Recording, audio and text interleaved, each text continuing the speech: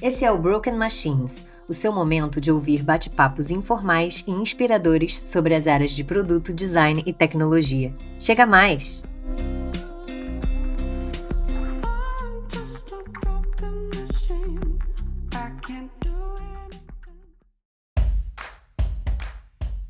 Fala pessoal, tudo bom? E aí, tudo bem? Bill e Felipe chegaram e hoje a gente vai estrear um quadro novo. Eu adoro estrear quadro novo. Sim, hoje nós vamos falar de dúvidas. Exatamente. Quadro Dúvidas veio aí para responder as perguntas que a gente mais recebe, não só dos ouvintes, mas também dos mentorados, né, que a gente dá mentoria lá no EDPlist. E a gente vai reunindo aí as dúvidas mais frequentes para trazer aqui agora para esse quadro para responder para todo mundo, porque, né, a dúvida de um coleguinha Ou tentar responder, né?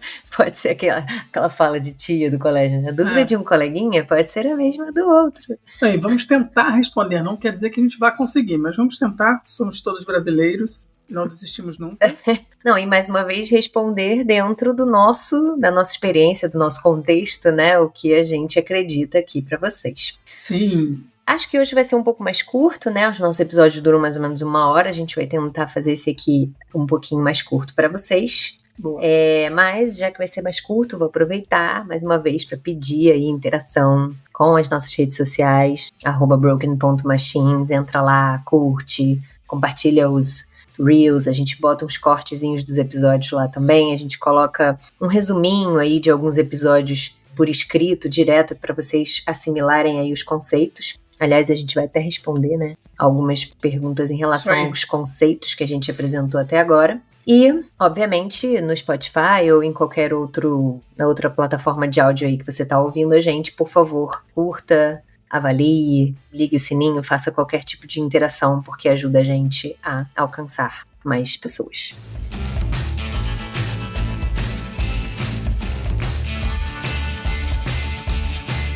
Boa, vamos lá. E vamos para a primeira pergunta.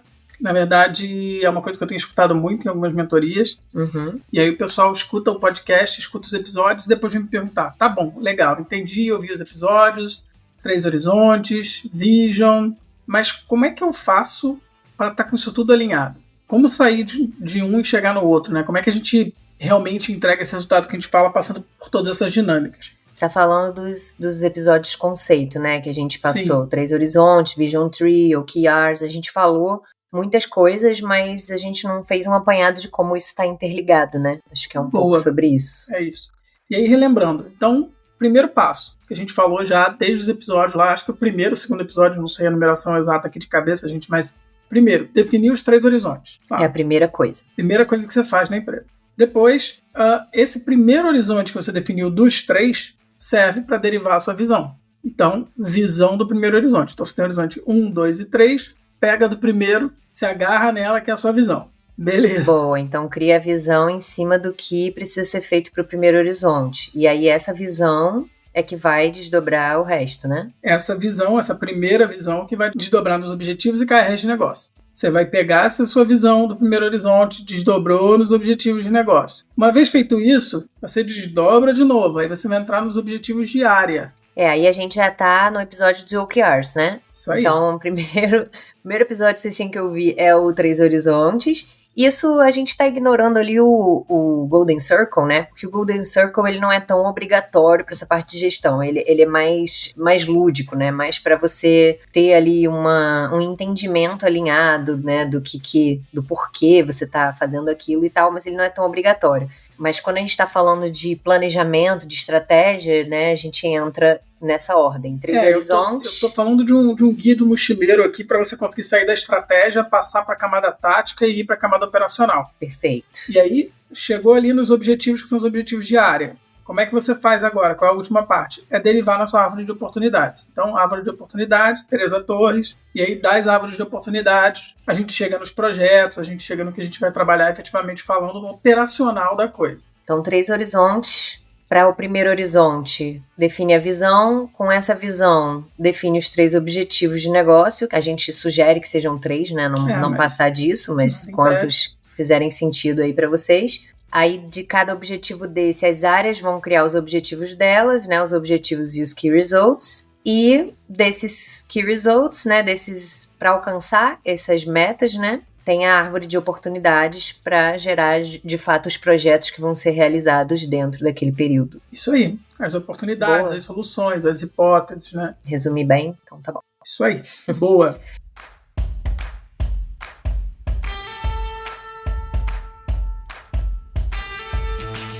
E aí pula para a pergunta de design que eu recebi, né? Que eu recebo, aliás, essa é a pergunta que eu mais recebo da galera que entra para mentoria comigo, porque tem muita gente migrando para a área de UX design, UI design, product design, né? E a pergunta que eu mais recebo é: por onde começar quando eu quero migrar? Porque é muita informação. Todo mundo fala, não, é muita informação, tem muita coisa realmente que precisa saber, e então a gente tem que ter aí um pé no chão e se organizar para ir absorvendo, né, na medida certa, os conceitos. E aí, o que eu costumo perguntar, né? Primeiro, se a pessoa tem formação em design. Se você vai trabalhar na área de design, pode ser que você seja formado em design gráfico, né, em alguma área ali, talvez publicidade, né, alguma área que você já tenha contato com isso, mas tem pessoas que estão vindo de áreas completamente diferentes. Então, a primeira coisa é, você tem essa formação? Se tem, ótimo, você já tem aquela base ali, né, os princípios do design já estão enraizados. Mas se você não tem, a primeira coisa que você precisa fazer é isso, é ir atrás de ou algum curso, ou livros mesmo, pode até ser, né, algo mais autodidata, mas ler sobre os princípios básicos de design. Então a gente está falando de Gestalt, a gente está falando de hierarquia visual, a gente está falando de tipografia, cores, tem que entender esses princípios básicos, porque é muito complicado entrar para a área de UX, né, ou ali de UI principalmente, você vai começar a desenhar uma tela, se você não sabe o mínimo ali de hierarquia, para você conseguir diagramar os elementos numa tela, já fica difícil. Isso é muito básico, né, do designer. Então, esse é o primeiro passo, assim. Algo a comentar? Não, é isso. Eu ia falar dos livros, mas você já falou. E aí, por falar em livros, eu tenho uma seleção, eu vou botar na descrição do episódio, uma página minha do Notion, onde eu tenho uma bibliografia ali de livros que eu indico, que eu digo que são livros obrigatórios para quem está migrando, para quem está começando. Então tem lá, assim, livros super básicos que provavelmente vocês já ouviram falar, mas se não leram, leiam, porque como eu disse, são obrigatórios.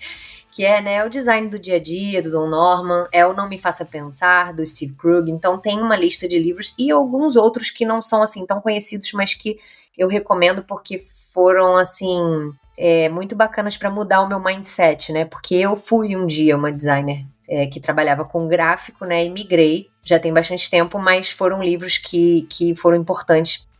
Depois, né, dessa coisa do básico, é importante começar a ler bastante sobre a área especificamente, né, esses livros introdutórios. Artigos tem milhões online, né, vocês podem ler também, mas é importante que leiam esses livros, que são aí bíblias do UX Design, do design de interação, que é muito importante. Beleza. Depois que leu, né, estudou aí eu indico também, eu acho que isso até para conseguir um emprego na área, é legal você ter algum curso de especialização. Alguma especialização, não precisa ser necessariamente uma pós-graduação ou um mestrado, mas hoje existe uma gama absurda de cursos online, tem do Aprender Design, tem do Mergo UX, tem o EBAC, tem vários cursos interessantes. É bom vocês darem uma olhada, obviamente, em quem é o professor, qual é a bagagem dessa pessoa, se realmente é um curso sólido, legal. Tem muito curso também, mequetrefe por aí, né? Então tem que prestar atenção. Mas ter ali só um certificado, uma coisa ali... E não é só pelo certificado, mas é porque... Justamente porque é muita coisa, o curso normalmente ele coloca as coisas numa linha de raciocínio ali para você aprender, para você entender como que é o processo. E aí isso acaba também fazendo diferença na hora da contratação. Então, uma especializaçãozinha na área é legal, sim, mesmo que você tenha vindo de outra área, mas se você tiver vindo de design também, essa especialização é bacana. E aí, falando sobre a parte do emprego em si, que é uma coisa que o pessoal me procura muito, né? Tipo, olha, eu tô desesperado querendo arrumar um emprego aí, tá em crise e tal, tá difícil. O que eu costumo perguntar, né? Pô, você já trabalha numa empresa? Porque às vezes a pessoa é designer ali, já trabalha na área de marketing, ou trabalha até, sei lá, numa área de produto, embalagem, não sei. Mas ela trabalha na embalagem de uma empresa, tipo, sei lá, Nestlé. E a Nestlé, com certeza, tem uma área de UX design. Difícil empresas grandes, né? Essas empresas, assim, hoje não terem essa parte de digital, né? Tá todo mundo criando essa área de transformação digital. Dei um exemplo aleatório aqui, mas de repente tem um time de UX, né? Um time de design de produto na empresa que você já tá. E eu sempre aconselho isso, pô, ao invés de você tentar de cara pegar um emprego como UX designer direto numa outra empresa, tenta na empresa que você já tá. Se você não conseguir migrar para essa área, tenta já ganhar alguma experiência. Chama essa pessoa, né, o líder dessa área para conversar, chama o pessoal lá, pô, vocês fazem teste de usabilidade? Será que eu posso observar aqui, participar do próximo? Pô, posso participar de algumas reuniões, assim como ouvinte? Então, tudo isso é bagagem que você vai ganhando e que facilita, né, para você ir para o seu primeiro emprego, de fato, na área. Então, tentem esse tipo de coisa. E, obviamente, se não tá numa empresa que tem essa área, ou não tá em nenhuma empresa, né, tá aí procurando mesmo se inserir no mercado de trabalho, é muito importante ter essa parte teórica que a gente falou até agora, mas ter a prática também. Então, mesmo que não sejam projetos reais, criem projetos pessoais de vocês, projetos que podem, inclusive, se tornar reais, né? Pega um problema do dia a dia ali, pô, eu percebi aqui que eu estava tentando comprar um negócio e não consegui. Pô, será que tem mais gente que tá também tendo esse problema? Começa a pesquisar, começa a botar em prática o que vocês aprenderem aí nos livros e nos cursos para criar um projeto de vocês e ter algo, né, para inserir no portfólio, ter algo para mostrar como experiência, mesmo que não seja efetivamente de um cargo dentro de uma empresa nessa posição. E aí, por fim, acho que o último ponto, para mim, pelo menos, e aí não sei nem se o Felipe concorda, mas para mim, a última coisa são as ferramentas, né, que é o Figma aí, que hoje é o que é mais usado aí pelos UX designers, UI designers, mas as ferramentas, elas são, acho que, eu diria que é o mais fácil de aprender e não é o que vai te impedir, às vezes, de conseguir um emprego, porque você acaba pegando ali, principalmente se você conseguir um emprego como estagiário, né? Porque o estagiário supostamente está realmente ali aprendendo. Mas se você está migrando e você não está em nenhuma instituição de ensino para conseguir entrar como estagiário, aliás, eu acho isso horrível no Brasil, você não ter a opção de ser estagiário se você não estiver cursando alguma coisa. Mas enfim, eu acredito que o menos importante de tudo é aprender o Figma. Então eu já recebi assim, mentorados chegando e falando, não, mas eu já estava aqui mexendo, fuçando no Figma e tentando aprender. Isso eu acho que é algo superficial, porque amanhã, inclusive, pode ser outro programa. E aí você não tem realmente a base do conhecimento para estar naquela profissão e você sabe uma ferramenta. Então a ferramenta, ela vem com o tempo, ela vem com a prática, ela vem naturalmente. É o que vocês menos têm que se preocupar. Claro que vão ter empregos que vão pedir, tem que saber, mas eu deixaria como um último item aqui. Então, só dando esse guia aí para quem está migrando, mais ou menos nessa ordem que eu falei, eu acredito que seja o passo a passo ideal para migrar. Boa.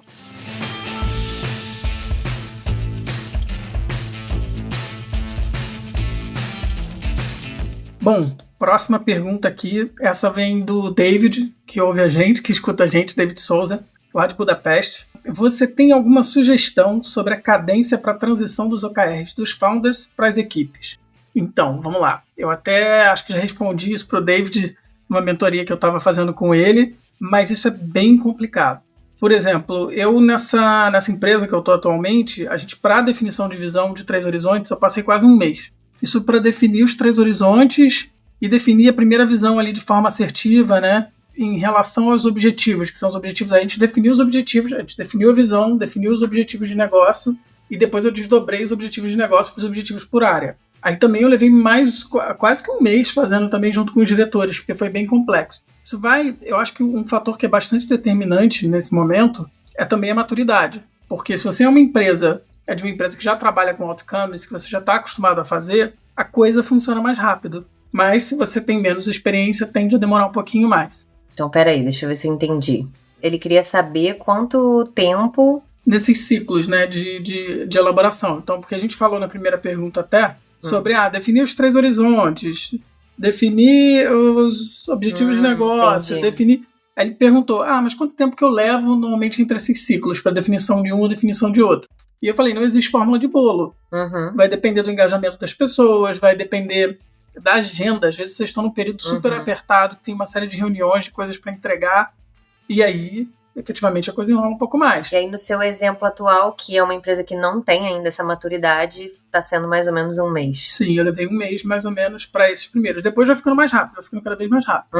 Entendi. Show.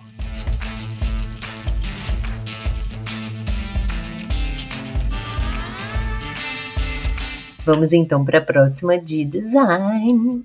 Como fazer um bom portfólio? Nossa, essa é... Gente, eu vou começar falando que portfólio perfeito não existe. Portfólio é um negócio tenso. Eu vou dizer que o feito... Como é que é? Feito é melhor que bem feito. Né? O ótimo é inimigo do bom. Porque designer normalmente tem essa questão. Não vou fazer porque eu quero fazer o melhor de todos, e aí, né? Eu nunca concluí um portfólio, eu tenho 15 anos de carreira. Eu tenho isso como... Você já? Eu já, porque foi o meu primeiro emprego. Primeiro emprego eu tive que apresentar um portfólio. Me entenda bem, eu já apresentei portfólios para entrar em empregos, mas eles nunca estavam completos. Mas a versão acabada é a versão que você mostra. Ideias. Mas falando, mas nunca apresentei um portfólio ideal que era tipo, é isso. Não existe. Então, começar dizendo isso. E aí, pelo que eu tenho visto também, o pessoal vem muito na mentoria para mostrar o portfólio, né, para pegar feedback, para ver como é que eu melhoro para poder chegar lá. E uma coisa que eu sempre noto, assim, né, que é recorrente, é que os portfólios às vezes são muito genéricos. Então, se a pessoa decide fazer numa ferramenta específica, sei lá, eu resolvi fazer no Notion, beleza. Só que aí um monte de designer tá fazendo no Notion. E aí fica tudo, assim, naquele flat, né? Todos os portfólios iguais. Eu acho que tem que transmitir um pouco do seu trabalho, né? Um pouco do... Então, é aí que eu ia chegar. Eu sempre digo assim, cara, o portfólio, ele é a forma que você tá usando para se vender, para mostrar quem é você, quem é o seu trabalho. Então, é muito importante que tenha personalidade. Sim. Independente da ferramenta, você pode até fazer no Notion, mas tem que ser uma coisa, assim, bem diferente, né? No Notion. Como é que você consegue fazer um negócio? E não é só ser diferente, mas é ter a sua cara. Você é uma pessoa, assim, super metódica e papapá, que mexe muito no Notion e gosta muito de fazer, show. Mas se não for, o que é a sua cara, sabe? Então, uma coisa que eu costumo dizer, uma dica que eu costumo dar, é assim, tenta fazer uma reflexão de autoconhecimento, de perceber, quando você olha uma imagem, uma foto, um quadro, sei lá, uma série na televisão, o que fala mais com você? São as cores? São as formas? É a tipografia? É a fotografia? Sabe, tem coisas que chamam mais a atenção da gente. É aquilo que você gosta de fazer? Você ilustra. Então, eu também dou a dica assim, faz um mood board, entra no Pinterest ou, enfim, onde você quiser e reúne imagens assim que são a sua cara. Isso aqui é muito eu. E vê o que é. Porque, vamos supor que uma coisa que é muito você é tipografia. Cara, o seu portfólio, ele tem que passar isso. Ele tem que ter uma base ali toda trabalhada na tipografia. O que eu acho que é fundamental, pelo menos o que acontece comigo e o que eu percebo, né, em designers que eu conheço, que são amigos meus, né, que eu costumo trocar bastante, é um olhar, qual o olhar que você tem, né? Então, por exemplo, eu tenho um olhar muito para fotografia e eu, na minha faculdade, resolvi, quando me formei em desenho industrial, eu dei muito foco em fotografia digital, em câmera, em corte, em plano, Então não adianta eu resolver hoje, eu acho que se eu fizesse um portfólio, seria o que eu trabalharia hoje, né? Seria a forma que eu passaria isso, que eu transmitiria isso, porque fotografia é uma coisa que me toca. Então não adianta muito eu, vou fazer um portfólio todo ilustrado. Eu ia falar isso. Apesar de eu saber desenhar, apesar de eu saber ilustrar... eu também não sou ilustradora. Aí eu vou fazer um portfólio, mas ilustração é tão bonitinho, aí vou botar ali, porque todo mundo tá usando ilustração, então vou colocar uma ilustração. Não, você bota ilustração se você fez aquela ilustração, se você gosta daquilo, se aquilo expressa quem você é. E aí outra coisa também, nesse mesmo tom, porque o portfólio, ele tem que ter um impacto, né?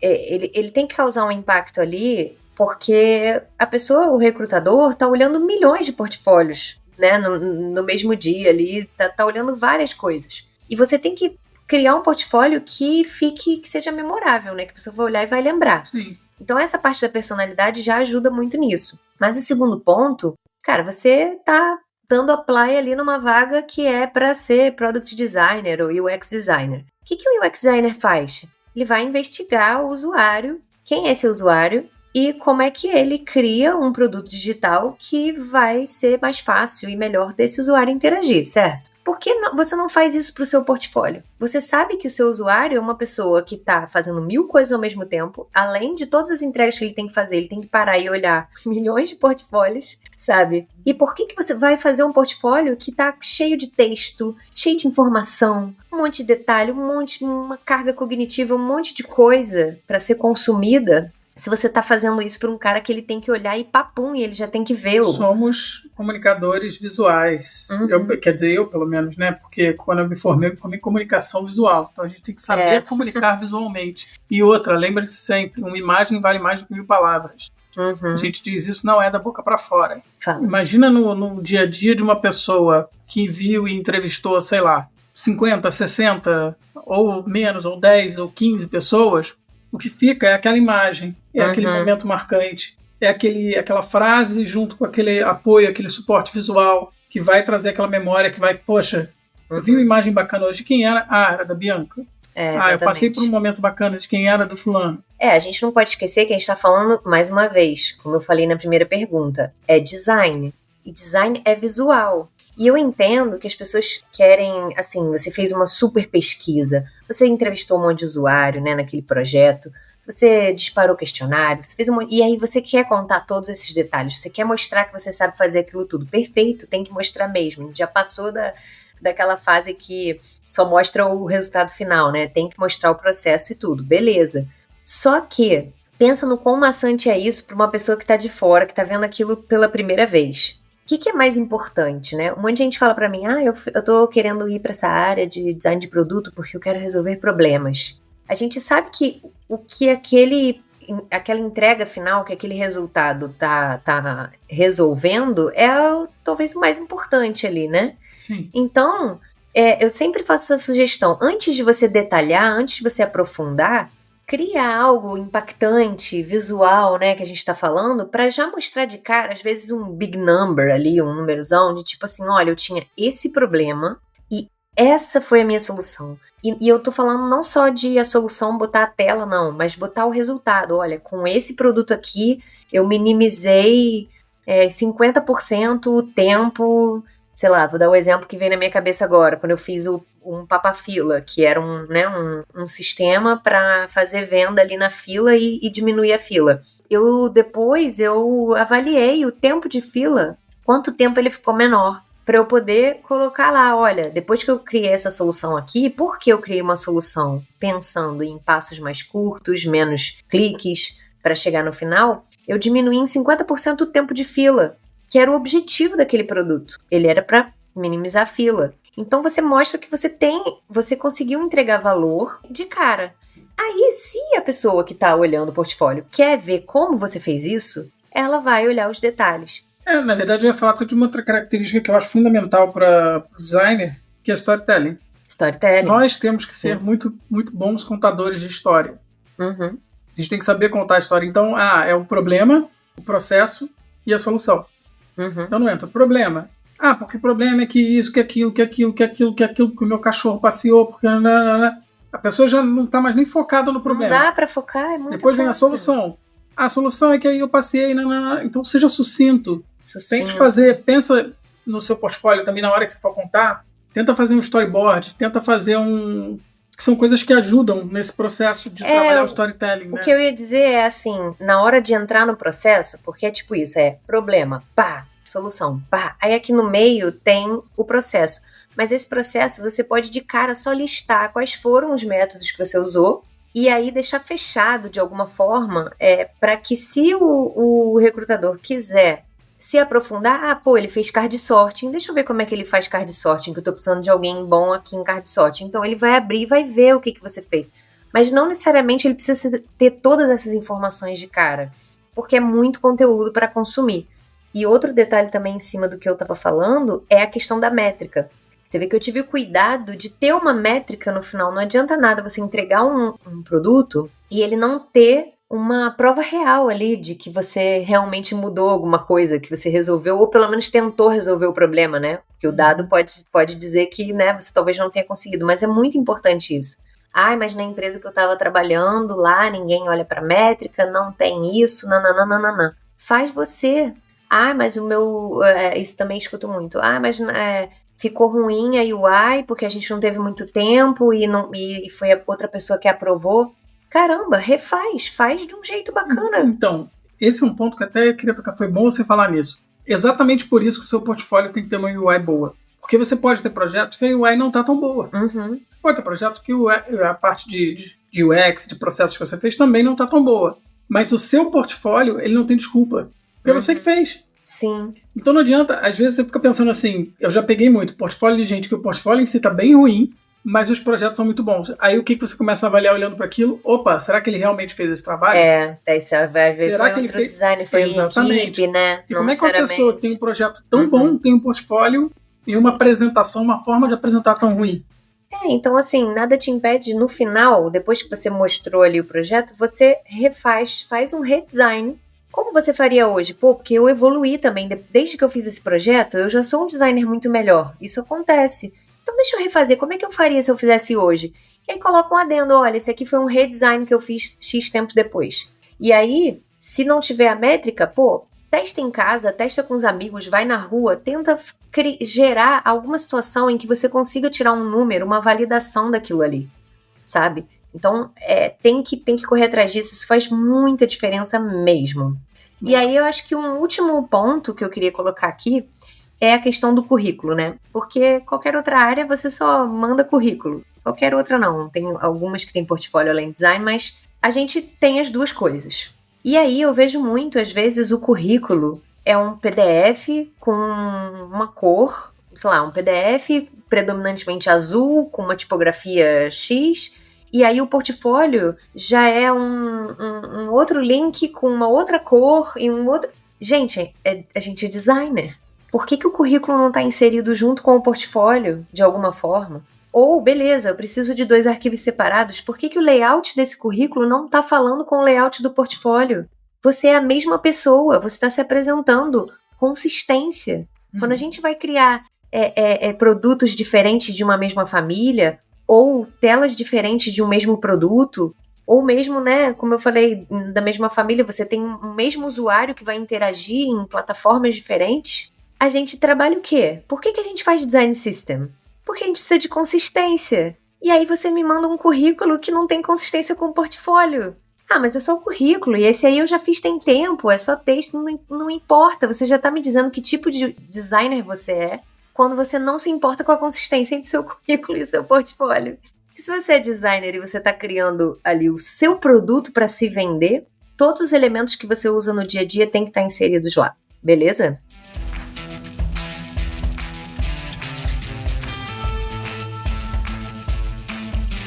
Bom, vamos lá. Então eu vou responder uma agora também, que foi... Muita gente me pergunta, que tem a ver com, não com portfólio, mas tem uma coisa ali de característica, de profissão, que é, quais as características que para você um PM deve ter?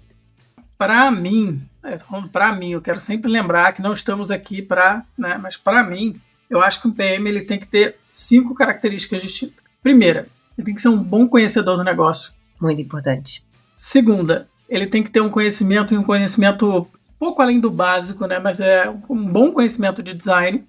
Terceiro, tecnologia. Se for trabalhar com tecnologia e deep em tecnologia, tem que saber. Produtos digitais exigem um conhecimento em tecnologia.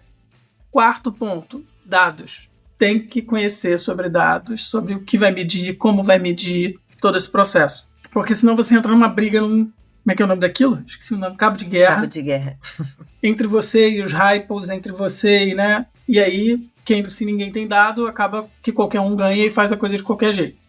Quinto lugar, e por último, mas não menos importante, gestão. Tem que ter conhecimento, somos product managers, então tem que ter conhecimento sobre métodos e processos de gestão.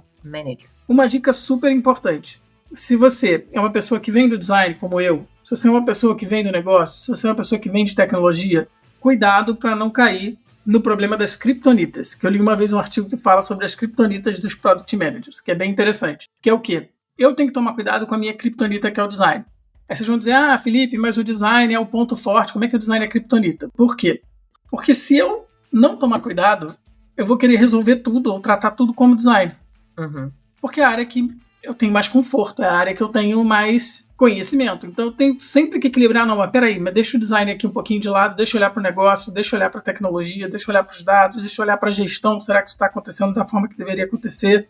E vamos lá, gestão é muito importante, que eu coloquei por último, porque gestão e produto está muito mais ligado à gestão, na verdade, produto em si está muito mais ligado à gestão do produto. Quando vocês realizarem que a gestão do produto é muito mais importante, no que diz respeito a drivar, levar esse produto adiante, a fazer com que esse produto aconteça, isso também vai conquistar uma paz muito grande. Não só você entendendo, mas a empresa entendendo isso. Então, cuidado com as criptonitas e trabalhem essas 5 competências: negócio, design, tecnologia, dados e gestão. Beleza? Isso é a minha opinião. Esse negócio da criptonita faz muito sentido, porque eu já trabalhei com vários PMs em empresas diferentes, em contextos diferentes, e realmente eu quase como se eu consigo sentir que o approach de cada um é diferente. Como eles encaram ali qualquer atividade, qualquer coisa no dia a dia muda, e você sabe direitinho quando o PM vem de tecnologia, quando o PM vem... E, na verdade, eu já respondi essa pergunta também, quando eu estava explicando, assim, quais eram as roles, né, os principais papéis ali nesse tipo de empresa. E eu sempre falo que o PM é uma ponte. Ele é o cara que é a ponte. Se ele é a ponte, ele tem que saber um mínimo de para cada lado que ele vai. Ele tem que saber um pouquinho, ele tem que saber de negócio, porque ele vai trazer a informação do negócio para passar para design e tecnologia. Ele tem que saber de dados, porque ele precisa levar essa informação de dado para negócio, ele tem que levar para design, tem que levar para tecnologia. Ele precisa entender de tecnologia, porque ele tem que levar para design para tecnologia, vice-versa. Ele tá no meio, como se fossem várias pontes, assim. Não só levar, eu vou só fazer um ponto, mas também te definir. Porque é o PM que define parte do negócio, é o PM que define e coloca a mão junto com o designer para definir o design. Sim. Tecnologia. Dados. Do jeito que eu falei, parece que ele é só um leve trás, não é isso, tá, gente? Ele define, não, ele é parte atuante. Ele precisa definir, e para definir, para fazer essas definições, ele tem que saber um pouquinho como que aquela decisão vai afetar todas essas áreas que estão ali em volta. Então tem que saber, sim, um pouquinho de cada, e como o Felipe falou, cuidado para não... focar numa só. Eu já vi muito PM que acaba focando em tecnologia, e quando você começa a conversar com ele e entender o dia a dia de trabalho, você começa a perceber que ele é muito mais um gerente de tecnologia do que um gerente de produto. Do que já passei por isso também.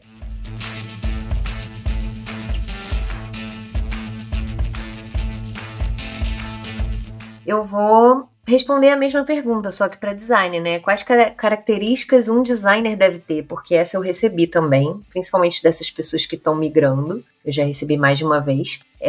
E aí, eu tenho um artigo, a primeira que eu vou falar aqui, primeira característica, eu tenho um artigo sobre ela, vou colocar o link na descrição também, que é atenção aos detalhes. O designer ele tem que ser muito cuidadoso, porque é nos detalhes ali que você transmite o valor da coisa. Não vou me aprofundar, porque tem vários itens aqui, mas esse para mim é fundamental. Eu percebo que um designer é bom quando ele está atento, quando a gente está tocando um projeto com 1000 coisas acontecendo e ele lembra que a fonte não foi mudada ali numa página específica, enfim, então isso mostra, esse cuidado mostra pra mim que é um bom designer, e não só bom designer, mas bom profissional de qualquer área, e esse meu artigo fala exatamente sobre isso. Que mais? Outra coisa, a gente estava falando hoje sobre isso, ontem, né? Sobre isso. A acuidade visual, né? Ontem a gente estava falando sobre como é importante o designer ter a acuidade visual. E é algo que é muito intrínseco da pessoa, né? Não é algo... É algo que, sim, você pode desenvolver e evoluir, mas principalmente depois de estudar esses princípios do design que eu estava falando, por isso que é o primeiro ponto ali que eu coloquei para migrar, é o princípio de design, porque você precisa saber olhar, não só saber criar algo, mas saber olhar e entender quando tá bom, quando tá alinhado, quando tá com um espaçamento bem feito, quando que tá, né, quando que aquela imagem tá boa ou não, tá contrastante ou não. Tem muito de treinar os olhos, né? Também. Sim. Eu lembro que quando eu estava na faculdade, eu tirava muito mais fotografia, né? Eu fotografava muito mais. O que eu comecei a fazer? Eu comecei a buscar fotógrafos de referência, entender fotos boas, entender os cortes dessas fotos, entender um pouco quem estava atrás da câmera. Então, o que essa pessoa estava pensando, como é que ela tentou transmitir aquilo, como é que ela transmitiu aquela ideia, né? E isso tudo serve de referência. Então, é que nem música. Quando você aprende música, tem alguns músicos que dizem, né? Você toca o que você ouve. Então, se você ouvir jazz, se você ouvir blues, se você vai tocar blues, vai tocar jazz e vai querer tocar isso. Se você ouvir só música que tem uma musicalidade, né, que tem um ritmo, uma coisa mais pobre, ou menos rebuscada, ou menos construída, você vai tocar aquilo ali e vai...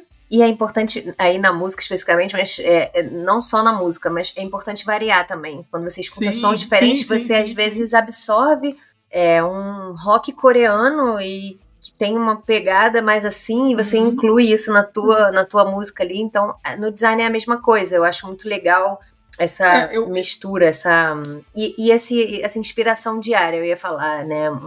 Mas de você seguir páginas, seguir pessoas, seguir coisas que te tragam. Mas você pegar referências também de bons designers, né? E entender por que esse cara é bom, né? Por que será que uma coisa ela faz tanto sucesso? Por que será que uma coisa é tão querida por muita gente? Por que será que uma coisa funciona tão bem? E aí você começa a entender um pouco da referência. Sim, sim. E aí, puxando o gancho dessa coisa de você ter referências, uma característica que é muito importante para o designer também é a curiosidade. Sim, isso aí. Aí tem um artigo, inclusive, que eu escrevi que fala um pouco disso. Isso, o Felipe também tem um artigo que fala sobre, né, o que é um bom designer, né? Vou botar o link na descrição também. E um dos pontos principais é essa questão, né? Eu já ouvi designers me dando feedback, só falando na hora de desenhar um sistema. Mas você quer que eu saiba por que todos os campos, por que cada campo desse funciona assim? Qual é o objetivo de cada campo desse que tem na interface? Aí eu falei, quero. Claro que eu quero. Você está desenhando uma interface. A pessoa falou, não, mas isso é um produto muito complexo. Você quer que eu saiba para que serve cada campo? Claro que eu quero. Então entenda o que você está fazendo. Não adianta, mas isso aqui é um monte de campo, vou jogar na tela aqui, desenho, organizo da forma mais bonitinha, entre aspas. Não, entende o que é, para quem vai usar, o que vai fazer. E eu acho curiosidade também no sentido de você precisa entender uma necessidade, um problema do usuário. Sim. Então você precisa ser curioso até na maneira como você pergunta as coisas. De deixar o ego de lado e não achar que você já sabe por que o usuário não está conseguindo interagir em algum momento. Mas você ser curioso até na maneira como você se comunica. Aqueles padrões até que a gente cria de pergunta num teste de usabilidade para você não induzir a pessoa a falar, por que você não clicou ali? Ou você viu aquele botão ali? Não, mas explora, né? Como é que você faria isso? E é genuinamente ser curioso para entender a necessidade que a pessoa tem e como você vai resolvê-la, e não assumir as coisas, né? Trabalhar a curiosidade ao invés do julgamento. Então, ser mais curioso e menos julgador. É aquela frase do Walt Whitman, né? Be curious, not judgmental. E aí, dentro disso que a gente está falando, acho que tem comunicação também. O designer, ele precisa se comunicar, ele precisa gostar de pessoas, ele precisa gostar de interagir com pessoas, porque para você entender as pessoas e criar coisas para as pessoas, você não pode ficar isolado e não se comunicar, né? Sim. E aí fala que uma pessoa tímida, se vocês são tímidos ou se vocês têm alguma dificuldade, criem um personagem, se obriguem a fazer aquilo. No início eu odiava fazer teste de usabilidade, assim, principalmente de guerrilha, né, de ir na rua, porque eu tinha que abordar as pessoas, e eu odeio ser abordado na rua, então eu ficava assim, gente, como é que eu vou fazer um negócio que eu odeio que façam comigo? Então eu realmente entrava num personagem ali, e ia e falava, e perguntava, e botava essa curiosidade na prática, mas eu tive que quebrar esses medos e essas vergonhas, porque isso me tornou uma designer, com certeza, muito melhor do que eu era antes. E uma coisa também que a gente falou, né, do ego, a coisa de botar o ego de lado, isso é crucial para um designer. Ele tem que ser flexível, ele tem que saber se adaptar, porque as coisas mudam muito. Então não dá para se apegar a um layout, a uma arte que você tenha feito, porque pode vir alguém e vai querer mudar a troco de nada, pode vir alguém e vai querer mudar porque a necessidade do negócio mudou, e pode vir alguém que quer mudar porque gosta mais de outro jeito, e aí a coisa do ego no designer é muito complicada, assim, né? As pessoas têm que ser bem light nesse sentido de ser flexível, de estar aberto aí a mudar, a mexer, mesmo que, puxa, mas eu gostei tanto daquela versão, eu não acredito que não vai ser aquela, que vai ser aquela outra, isso é o que mais acontece. Então, o designer ele tem que estar preparado para isso, ele tem que ter essa flexibilidade muito bem trabalhada, porque senão ele vai ser um designer, mas ele vai sofrer um pouco, né? Sim. Vai sofrer um pouco bastante. Muito.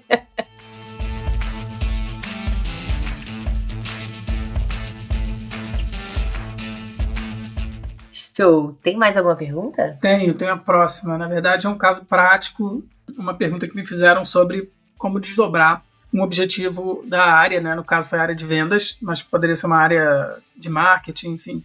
E como que eu faço para desdobrar esse objetivo dentro da Vision Tree? Que a gente fala de Vision Tree, a gente fala de desdobramento de objetivos.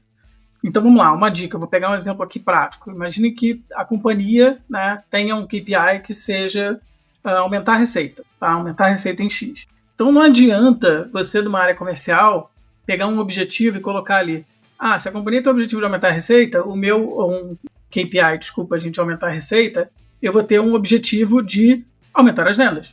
Porque o que uma área de vendas faz por natureza? Qual é o objetivo de uma área de vendas por natureza? Aumentar as vendas. Vender.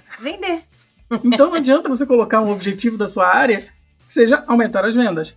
Lembrem-se que o objetivo ele tem que, no nível ali de área, ele tem que ser uma coisa que mude, que altere um comportamento.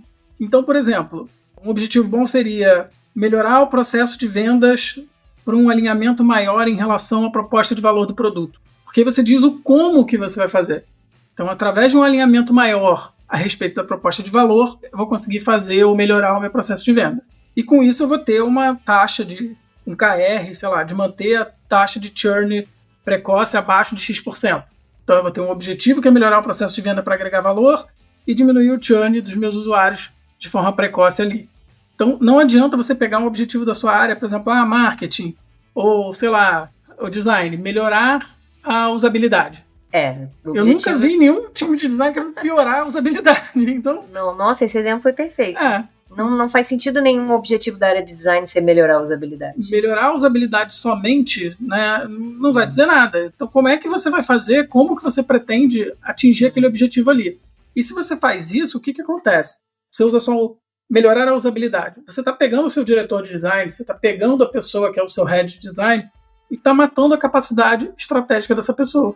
Porque se em cima eu tenho o objetivo da companhia, no meio eu tenho esse objetivo que é o objetivo de área. Embaixo eu tenho o famoso bottom-up, né, que são as oportunidades, é o que o time de produto vai trabalhar, o que o time de design vai trabalhar. O meio, que é dado ao diretor de design, ao head de design, ele fica morto. Uhum. Porque você não tem nenhum pensamento estratégico ali. Então, esse objetivo é muito importante que ele seja um objetivo que tenha o como ali, como que você vai fazer para a coisa funcionar. Beleza? Eu pensei numa alternativa e ver se eu tô certa. Melhorar os recursos para testar a usabilidade, né? Ampliar os recursos para testar a usabilidade, a frequência de teste de usabilidade, ou diminuir a quantidade de tarefas. Vou dar uma coisa que é prática e que vai ser matadora para você. Então vamos lá, você quer melhorar a usabilidade. Tem o objetivo de companhia e eu, como designer, tenho melhorar a usabilidade. 5 Whys. 5 porquês. Por que eu quero melhorar a usabilidade? Boa. Porque os meus clientes estão entrando, porque os meus usuários estão entrando. Não, porque eu desconfio que os usuários estejam saindo porque não estão conseguindo mexer.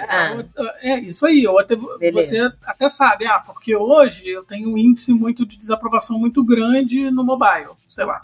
Por quê? Porque os meus usuários que tem lá o meu core loop, né, enfim, do produto ali passa por uma parte que hoje eu tenho uma interação que eu sei que é muito ruim no mobile. Por quê? E aí você vai. Até você chegar num ponto que você vai ter essa resposta, que é a resposta que você espera, que você vai, sei lá, dizer. O objetivo lá de melhorar a usabilidade vai se tornar melhorar a forma com que os usuários, ou a interação dos usuários em qualquer lugar, né, on the go, com o nosso aplicativo, o nosso software. Então você vai melhorar aquilo de qualquer lugar para que ele acesse de forma fácil de qualquer lugar o conteúdo que ele precisa. Então essa é a maneira que você vai fazer isso acontecer, é o como. É uma boa dica o 5 Whys, mas eu estava pensando um pouco em como eu crio as métricas da parte de métricas de design. Normalmente quando eu quero extrair essa melhoria de usabilidade especificamente, A gente pensa no número de tarefas concluídas, a gente pensa na porcentagem de usuários que completaram o teste 100%, então tem maneiras mais, eu diria, objetivas de você tratar uma melhoria de usabilidade, né? Sim, mas aí você pode usar até isso que você está colocando como KRs, por exemplo. Então, eu vou facilitar a vida desse usuário para acessar de qualquer lugar. Quando é uma coisa muito ampla, pode ir nesse sentido que eu tô aí falando. Você pega KR1. Diminuir o tempo ou o número de páginas e KR2, né? Porque aí você vai conseguir entender que aquele usuário melhorou em relação àquele objetivo.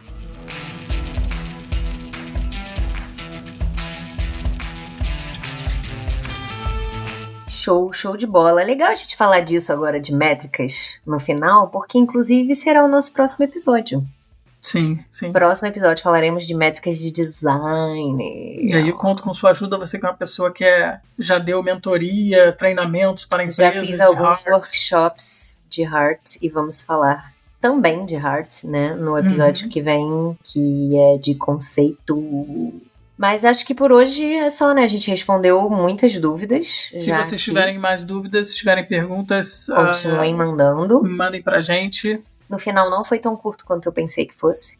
Também não. Acabou demorando pra caramba. Falamos bastante aqui, mas é porque acho que não somos prolixos, somos bem didáticos. Isso. Eu diria. É porque não adianta também responder as pessoas continuarem com dúvida, né? Não entenderem, então a gente vai que vai. É isso, então? É isso. Fechamos por hoje. Gente, obrigada. Mandem dúvidas, podem mandar pelo Instagram, podem mandar por e-mail, podem mandar no final do áudio, tem uma perguntinha lá do que você achou do episódio, se você tem dúvida, né? No Spotify, boa. Dá para responder por lá também. A gente olha sempre, apesar da gente receber muito mais dúvida pela mentoria, tragam dúvidas por aqui também, porque esse quadro vira e mexe vai aparecer por aí quando a gente reunir dúvidas o suficiente para responder. Beleza? Beleza, gente. Valeu. Tchau.